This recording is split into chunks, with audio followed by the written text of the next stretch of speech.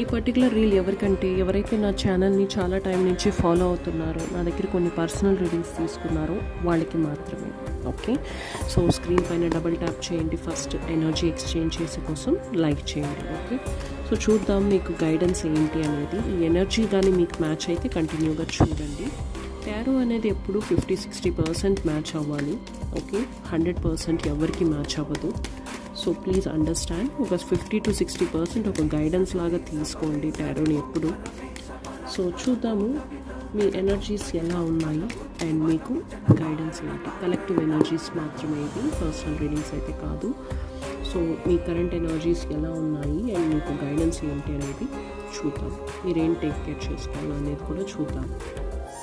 Current energies కొంచెం స్టక్గా feel అవుతున్నట్టు అయితే కనిపిస్తూ ఉంది. మీకు ఏదో లాంగ్ టర్మ్ ప్లాన్స్ అయితే ఉన్నాయండి, సక్సెస్ కోసం కూడా వెయిట్ చేస్తున్నారు. సో మీరు చేంజ్ చేసుకోవాల్సిన ఏరియా ఏంటంటే, మీ కంఫర్ట్ జోన్ నుంచి ముందు బయటికి రావాలి.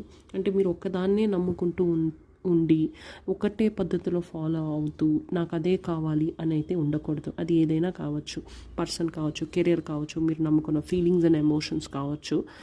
ఎప్పుడైతే మీరు హ్యాపీగా లేరు, మీరు అనుకున్నది సరిగ్గా స్మూత్గా జరగట్లేదు అంటే మీరు వేరే థింగ్స్ కూడా ఎక్స్ప్లోర్ చేయాల్సిన అవసరం అయితే ఉంటుంది. ఓకే, ఒకవేళ మీరు అదే ఎమోషన్లో ఉండి సరిగ్గా నెక్స్ట్ ఏం చేయాలో చేయకుండా అదే జోన్లో ఉంటే కూడా మీకు నెక్స్ట్ రిలేషన్షిప్ అనేది కూడా రాదు. సో సేమ్ అలాగనే కెరియర్లో కూడా మీరు ఇప్పుడు చేసేదానికంటే ఎక్కువ కొంచెం బెటర్ స్కిల్స్ అనేది బిల్డ్ చేసుకోవాల్సిన అవసరం అయితే ఉంది. మీకు తెలిసిన దాని పద్ధతిలోనే వెళ్ళకుండా ఎక్స్ప్లోర్ చేసుకోవాలి. యూనివర్స్ అయితే మీకు చాలా ఆపర్చునిటీస్ అనేది అయితే ప్రొవైడ్ చేస్తుంది. బట్ మీరైతే ఆ ఆపర్చునిటీస్ కూడా అసలు చూసే సిచ్యువేషన్లో అయితే కూడా లేరు. చాలా రిజిడ్గా ఉన్నారు, నాకు ఇదే కావాలి.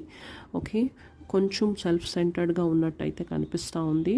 కొంచెం మీరు బ్యాలెన్స్డ్గా ఉండాల్సిన అవసరం అయితే ఉంది. పూర్ పీపుల్కి హెల్ప్ చేయండి, అది మీకు చాలా వేస్లో బెనిఫిట్ అవుతుంది. Okay, and yes, stuck situation నుంచి బయటికి రావాలి. ఏదైతే వేరే ఆపర్చునిటీస్ థింగ్స్ మీకు యూనివర్స్ ప్రొవైడ్ చేస్తుందో అది మీరు రికగ్నైజ్ చేయాలి. ఆ సిచ్యువేషన్లోకి మీరు రావాలి.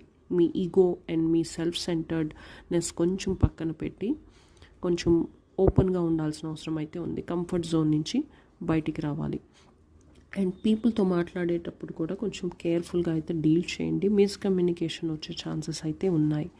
ఓకే, మీ ఐడియాస్, మీ గోల్స్ ఏదైతే ఉన్నాయో ప్రాపర్గా కన్వే చేయండి. అది కూడా ఒక జెంటల్ మేనర్లో కన్వే చేయండి.